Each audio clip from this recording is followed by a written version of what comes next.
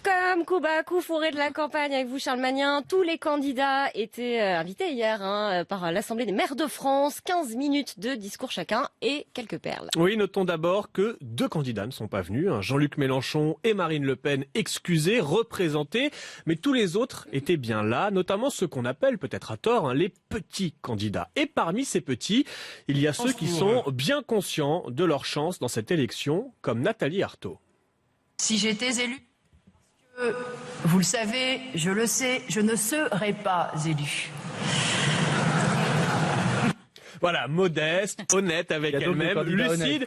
Oui, mais il y a ceux qui y croient, ou en tout cas qui tentent d'y croire, comme Philippe Poutou. Si je suis élu président de la République... Non, mais si vous rigolez quand je dis ça, c'est pas... Non, mais bon, donc sérieusement... Voilà, pas forcément très crédible quand il s'imagine à l'Élysée, mais Philippe Poutou a le mérite d'être touchant quand il prend la parole. Moi, je vous cache pas, je suis un peu intimidé, je suis pas habitué à parler dans ces conditions-là. Et je suis pas habitué non plus à parler devant autant de cravates, ça fait bizarre. Ça fait partie des choses qui... Voilà, au moins il est mignon. Voilà, il ne s'y voit pas, mais il est mignon quand il prend la parole. Voilà, il sourit lui-même. Les autres rigolent, mais lui, il sourit bien quand même. Parmi les gros candidats, toujours entre guillemets, Charles, on retiendra quelques sifflets pour Emmanuel Macron. Oui, il faut dire que sa promesse de suppression de la taxe d'habitation pour 80% des ménages n'est pas très populaire chez les maires qui sont directement concernés. L'exonération de la taxe d'habitation pour 80% des ménages.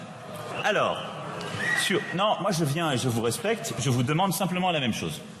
Moi, je fais partie des décideurs politiques qui refusent de faire siffler ses opposants en meeting. Je viens pas devant les maires de France pour me faire siffler.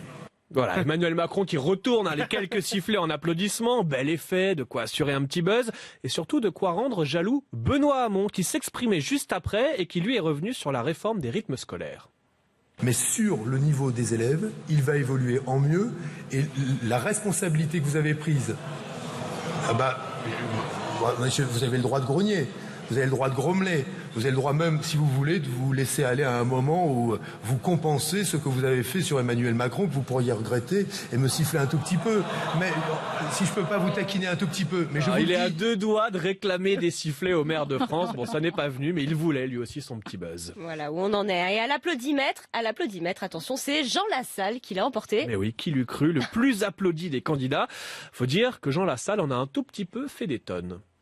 Grâce à mon élection, la sève va remonter du sol et la sève doit rencontrer un soleil qui, pour l'instant, dans notre pays et dans le monde, est devenu un soleil noir.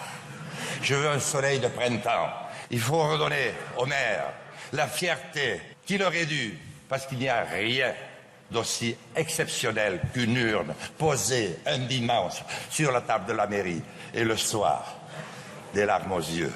Pour ceux qui ont gagné et aussi ceux qui ont perdu. Être ou ne pas être, voilà la vraie question. Être ou ne pas être. Exister ou mourir. Reprendre son destin en main ou subir. Là, on parle. Première prise de parole de Jean Lassalle depuis qu'il a ses parrainages. Ça promet pour les grands meetings. C'est une façon de mobiliser. Jean-Luc Mélenchon, lui, donc, était hier absent à l'Assemblée des maires de France. En revanche, hier soir, il s'est exprimé, Charles, devant des étudiants. Mais pas n'importe lesquels. Les étudiants de l'ESSEC. L'ESSEC Business School, prestigieuse école de commerce. On y forme la fine fleur des futurs cadres du CAC 40. Et pourtant, regardez l'accueil reçu par Jean-Luc Mélenchon.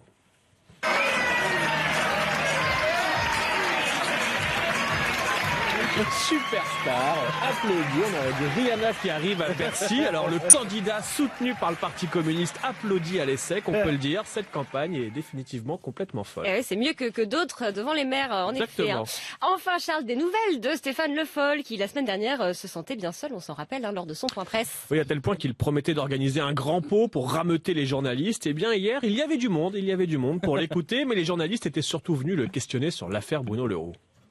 Oh, il y a du monde aujourd'hui. Je me demande. J'ai venu avec les copains. Il n'y a rien aujourd'hui. En fait, c'est pour la semaine prochaine. Mais pauvre. Vous avez suivi les autres pour avoir trouvé la salle, non? Ouais, il y avait de la lumière, mais c'est pas vrai. Bon. Est-ce qu'il y a d'autres questions? Donc le prochain point de presse sera jeudi. Et c'est là qu'on fêtera le 150e point de presse. Donc à jeudi. Vous serez tous là? Pas sûr. Pas sûr, pas Rendez-vous sûr. jeudi. Mais notez la On a date, hâte, on a hâte que vous On nous a le hâte, racontiez, c'est Charles. jeudi On prochain. imagine Le bien. rendez-vous est pris pour le grand pot de Stéphane Le Foll. Magnin président tous les jours donc sur RMC Découverte. On se retrouve demain.